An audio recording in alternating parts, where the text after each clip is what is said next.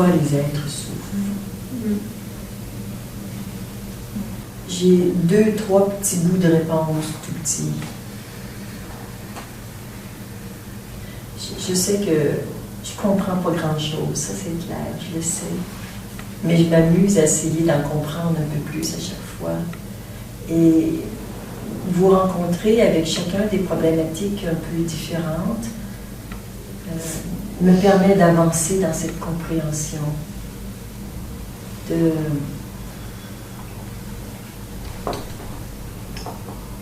Pourquoi c'est pas simple et joyeux pour tout le monde? Il y a des moments où je me dis, mais comment on fait pour que ce soit si compliqué? Et vous me dites comment vous faites. J'ai juste envie de vous aiguiller sur autre chose. On peut faire autrement, mais on est vraiment piégé dans des systèmes de croyances à certains niveaux que c'est pas facile de s'en extirper et de passer à d'autres croyances pour passer à d'autres croyances. Et finalement, il y en a toujours. On ne vit pas sans croyances, évidemment. Mais elles s'accrochent, ces croyances, avec toutes les peurs, les mémoires. Il y a tant à faire. Je me console un peu en me disant que c'est le plan divin. Je sais qu'il n'y a pas d'erreur dans ce que je vis, dans ce que vous vivez. Dieu n'est pas un être fini. Ça, c'est la première bonne nouvelle. La deuxième, c'est que nous sommes Dieu se construisant à chaque instant. Nous sommes Dieu se construisant, se créant à chaque instant. Il n'est pas créé, c'est comme s'il arrête toujours à l'instant présent. Et à un niveau, il commence aussi, donc à un niveau, il n'y a pas de création. On est à peu près tous d'accord là-dessus. On peut expérimenter que vraiment dans l'instant présent, il n'y a rien. Il n'y a jamais rien eu et il n'y aura jamais rien. Et puis, de cet instant présent émerge toute la création et on peut forcer de constater qu'il y a quelque chose qui existe dans cet univers, qui sont des êtres humains, des rues, là, l'ambulance qui crie, il se passe des choses, donc il y a aussi un monde créé. Et ce monde, on le crée un peu chaque jour, et parfois j'entends des gens dire « Bon, j'ai vécu ça, ce n'est qu'une expérience ». Ça, c'est magnifique, d'avoir ce détachement en rapport avec les expériences qu'on vit. Mais en même temps, cette expérience crée la personne que je suis aujourd'hui. C'est que si je suis qui je suis aujourd'hui, c'est parce qu'on a vécu la journée qu'on a vécue ensemble hier. Et toutes les semaines, les années précédentes ont contribué à faire en sorte que ce qui vous parle aujourd'hui, qui est vraiment investi dans le moment présent, et en même temps le résultat d'une continuité, non seulement de cette vie, mais aussi de toutes les vies antérieures. Donc, on est toujours sur les deux plans en même temps. Donc, oui, les expériences, on ne veut pas s'y accrocher, néanmoins, elles nous forgent. Voilà, c'est important de préciser pour ne pas trop éjecter les expériences de sa vie. Elles ont leur importance. Qu'elles soient bonnes ou moins bonnes. Mais il y a quelque chose en même temps quand tu dis « elle nous forge ». Ce « nous », c'est le personnage. Oui, mais pas que. Il n'y a pas que le personnage qui vit dans un truc qu'on appelle un être humain. Il y a ce personnage qui se libère de certains trucs, qui en ouvre d'autres, mais il y a aussi toute la forme physique. Il y a tout le psychisme, bon, je dirais la conscience qui devient de plus en plus fine, qui développe des aptitudes. Donc tout ça est en développement permanent. Donc c'est beaucoup plus que le personnage. Ça pose une question sur l'expérience, justement. Enfin, par exemple, je pense à l'expérience que j'ai vécue ce matin, etc. Finalement, voilà, ça reste une expérience. Oui, oui. Mais il n'y a pas juste le personnage en toi. Il y a aussi ton âme. Pour le soi, ça va, il est tout le temps en ville. Donc lui, ça ne forge rien. Oui, il s'en fiche. Lui, ça ne fait pas partie de ce dont on parle. Nous, on parle du monde des phénomènes. Et moi, dans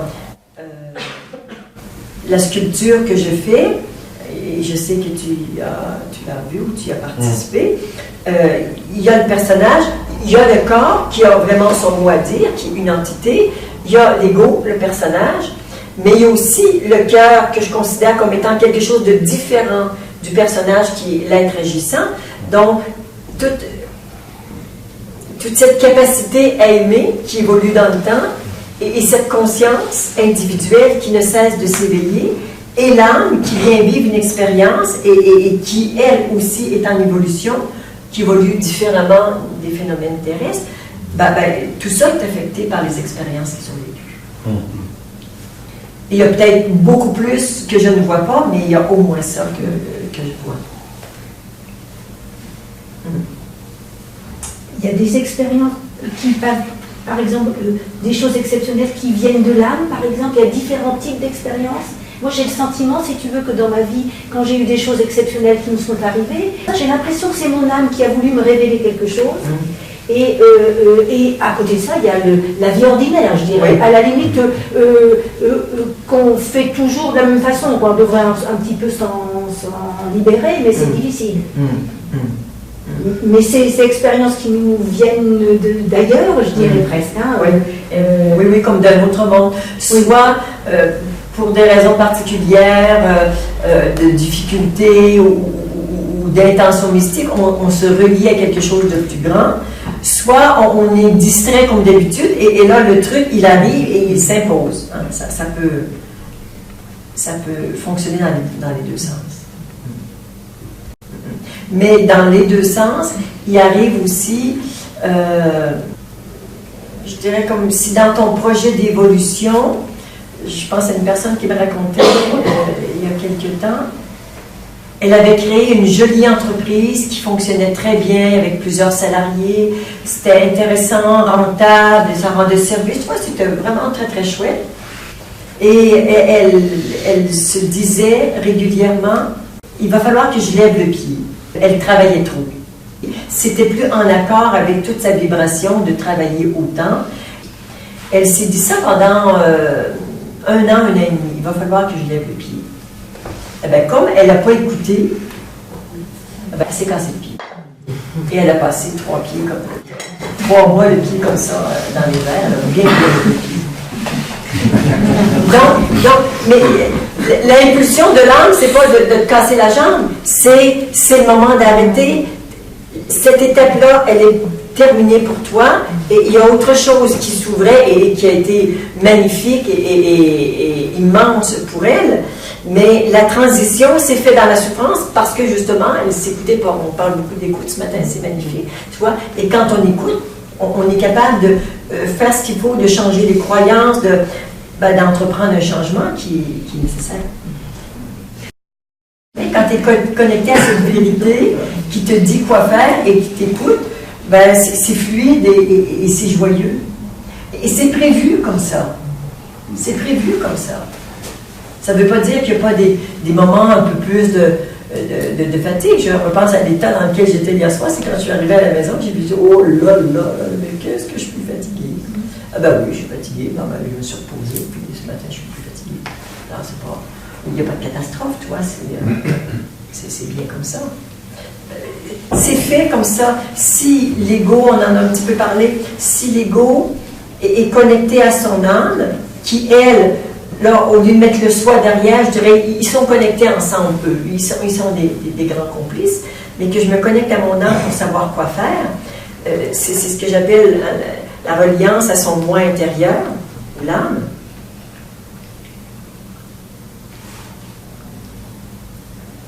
Ça coule de source. Autant les paroles que les gestes.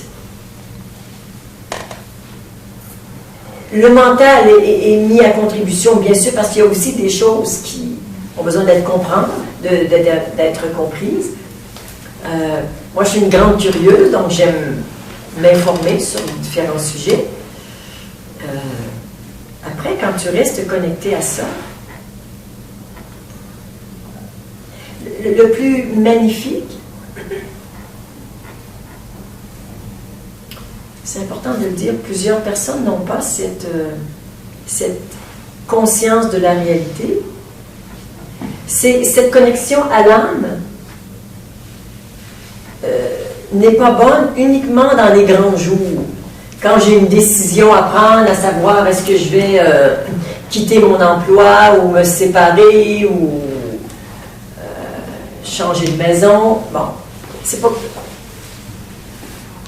C'est tout le temps, au quotidien. Cette reliance, elle te dit, prends ton parapluie, tu vas en avoir besoin. Elle te dit, prends un pull en plus, il va faire froid.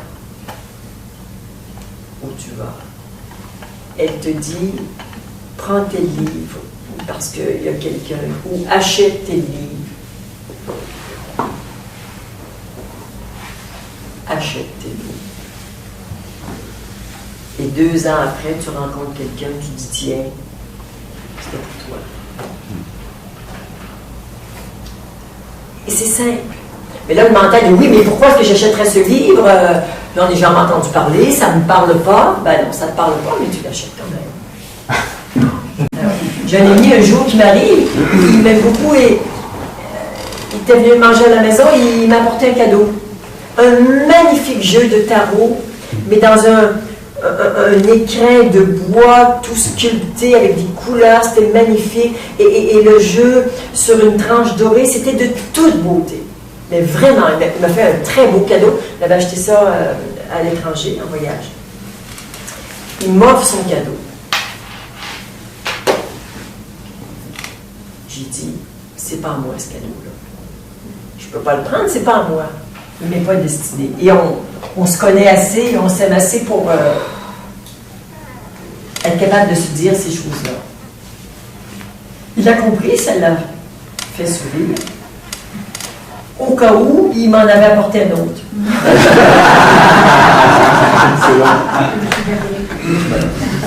Oui, lui aussi est bien connecté. Et le deuxième, je le regarde, et là, j'étais vraiment mitigée. Mais j'ai dit, je le prends.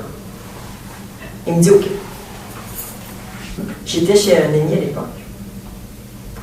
Je laisse le livre sur la table. Le lendemain, une amie ou sa secrétaire, je ne sais trop, vient à la maison et voit ce livre. Elle le trouve hyper intéressant. Parce que c'était pour elle. Il n'y a pas de cadeau. Et c'était une expérience qui est très riche. Et ce fameux jeu de tarot magnifique, on s'est demandé, mais à qui est-il destiné? S'il n'est pas à moi, il y a quelqu'un d'autre. Et on s'est intériorisé tous les deux. Et on s'est rendu compte que c'était à lui. Que c'était à lui. Alors, je lui ai dit, je t'offre ce cadeau. Il me dit, je suis content d'avoir ce cadeau de toi.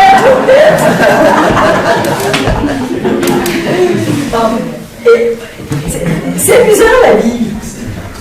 Juste quand on est connecté à quelque chose d'intérieur. Ben oui, c'est amusant. C'est aussi très inusité. Si on peut se permettre de faire ça et d'arrêter de faire semblant, on reçoit des cadeaux.